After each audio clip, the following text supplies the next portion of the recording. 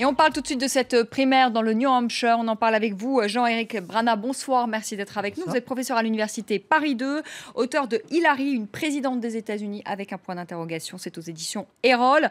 Comment expliquer ce succès tout à fait inattendu de Bernie Sanders, qui est donné gagnant dans le New Hampshire face à Hillary Clinton?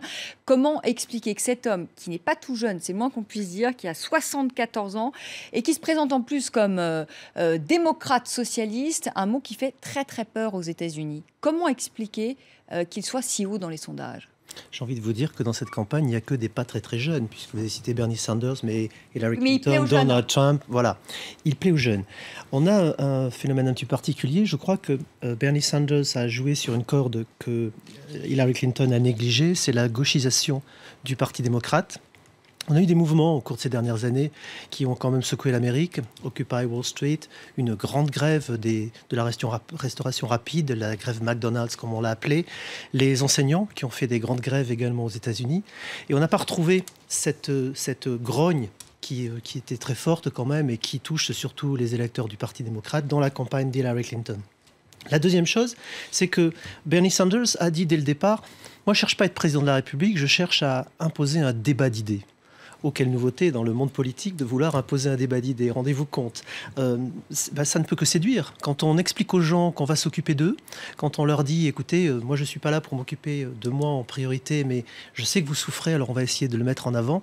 Et il a averti les journalistes, il a dit, ne sous-estimez pas la grogne qu'il a aux États-Unis, je vais vous surprendre. C'est vrai qu'il a surpris tout le monde. Et pendant qu'on s'occupait de regarder ce qui se passait avec Donald Trump, on n'a peut-être pas suffisamment vu monter le phénomène Bernie Sanders, qui effectivement plaît aux jeunes parce qu'il y a c'est un rebelle un peu, ce Bernie Sanders, d'une certaine manière. Il a 74 ans, c'est un insurgé, un rebelle. C'est plus qu'un rebelle. Lui-même, il dit qu'il est révolutionnaire. Alors, vous voyez, aux États-Unis, il emploie des mots qui feraient peur à beaucoup de monde. Il emploie le mot de révolutionnaire, il emploie le mot de socialiste. Alors, socialiste pour des gens Pourquoi ça fait peur aux États-Unis? Parce que pour ceux qui ont plus de 40 ans, c'est vaguement quelque chose d'anti-américain. Et pour ceux qui ont plus de 60 ans, c'est complètement communiste. Donc, c'est vrai que pendant très longtemps, c'était l'antagonisme aux États-Unis, voilà pourquoi ça fait peur. Mais pour ceux qui ont moins de 40 ans et pour ceux qui ont moins de 30 ans, ça ne veut plus rien dire du tout. C'est juste un mot, socialiste. On pense surtout à la Suède, à la Norvège, peut-être un peu à la France, quelque part. Bon, c'est pas des pays qui font radicalement peur aux États-Unis, hein, c'est même plutôt rassurant. Ce qui veut dire aussi que, puisque c'est cette nouvelle génération qui est intéressée justement par ce socialisme, on peut imaginer que l'Amérique, justement, dans 10 ans, 20 ans, 30 ans, va peut-être basculer justement du libéralisme, de l'ultralibéralisme au socialisme, parce que c'est cette génération-là qui va faire l'Amérique de demain. Oui, mais c'est pas tout à fait du socialisme, hein. C'est de la social-démocratie. Pour Bernie Sanders, il ne s'agit pas de capter les richesses, c'est pas du tout l'idée, il s'agit de les redistribuer. Son leitmotiv, c'est qu'il y a 1% de la population qui retient les richesses. Tiens, ça nous rappelle, dans la politique française, je crois qu'on a un petit peu l'équivalent, et qui dit que ces gens-là peut-être s'enrichissent trop par rapport à de la population. En même temps, il y a des signaux qui sont envoyés un petit peu partout et qui vont dans son sens. Le magazine Forbes nous a expliqué il y a à peine quelques semaines que les 150 milliardaires américains captaient la quasi-totalité du gâteau de la reprise économique américaine. Alors quand on est à un chômage qui est descendu à 4,9, ça aussi ça fait rêver chez nous, et que l'on voit que la population se débat encore dans ses difficultés, voir qu'il y a une population très inégalitaire. Très inégalitaire, c'est ça, de voir qu'il y a des milliardaires qui vivent dans l'opulence et qui ne partagent pas et qui ne sont pas taxés plus que les autres. Warren Buffett avait l'habitude de dire qu'il payait en pourcentage moins d'impôts que sa femme de ménage. Bon, tout ça, effectivement, ça trouve un écho aujourd'hui dans la population américaine. Alors, Bernie Sanders, si on devait faire un petit jeu, si on regarde par exemple par rapport à l'échiquier politique français, on pourrait le classer où? Parce que vous parliez tout à l'heure justement de cette critique des 1% des plus riches de la planète qui prennent tout le gâteau. Ce serait quoi, un Mélenchon ou non? Ça irait pas jusque-là? Ah si, je crois que ça irait du côté de Mélenchon. En tout cas, peut-être pour le Verbe et la Verve, ça serait un Mélenchon. Mais pas que, ce sera un Mélenchon mélangé avec quelques autres. peut-être un Hamon, peut-être un Montebourg, vous voyez. Alors, quel est le programme de Bernie Sanders? C'est une couverture maladie universelle, c'est ça, couverture maladie gratuité des universités. Gratuité des universités, doublement du salaire minimum. Pensez donc le salaire minimum qui n'a pas bougé. Il est à combien aux États-Unis? $7,25. Et donc, il est prêt à le mettre à $15. D'ailleurs, Hillary Clinton dit la même chose aussi. Elle est prête à ça. Hein. C'est ça. Pas tout à fait de la même façon. Vous savez, les hommes politiques américains ont une technique assez extraordinaire vis-à-vis du salaire minimum, puisqu'il est voté localement. Il faut savoir qu'aux États-Unis, on peut voter un salaire minimum dans une ville, dans un comté, dans un district, dans un État ou au niveau fédéral. Il y a beaucoup de salaires minimum. Certains le votent, mais avec application pour 2018, 2021, 2023. Bon, quand on est à San Francisco et qu'on apprend que le salaire minimum va passer à $15, mais qu'on apprend que ça sera en effet uniquement à partir de 2020, quand on arrive en fin de mois avec sa fiche de paye qui n'a pas changé, forcément il y a de la grogne qui continue à s'installer. Et voilà, c'est ce genre de choses. Bernie Sanders dit d'abord $15 pour tout le monde tout de suite. Même s'il mettait à $15, de toute façon, ça serait un salaire minimum qui serait bien en deçà des besoins de la population. Je précise toutefois que le salaire minimum aux États-Unis ne touche qu'une toute petite frange de la population. C'est à peine 10% de la population qui est au salaire minimum. Ça, c'est pour comparer avec la France. Ce n'est pas le salaire minimum français qui touche une grande partie de la population.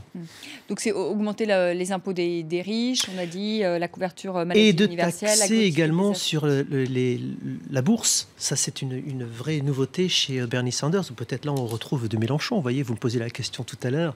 Donc, les opérations boursières... Les transactions boursières seraient taxé, ce qui permettrait de financer son programme donc de gratuité des universités, de l'enseignement supérieur, de couverture sociale universelle, de santé universelle et son doublement des salaires. Ça va durer combien de temps ce phénomène Bernie Sanders? Est-ce qu'il peut aller jusqu'au bout? Est-ce qu'il peut devenir le candidat des démocrates pour la présidentielle? Vous voyez, je suis venu sans boule de cristal, donc c'est un petit peu difficile de dire. Oui, mais est-ce que c'est possible?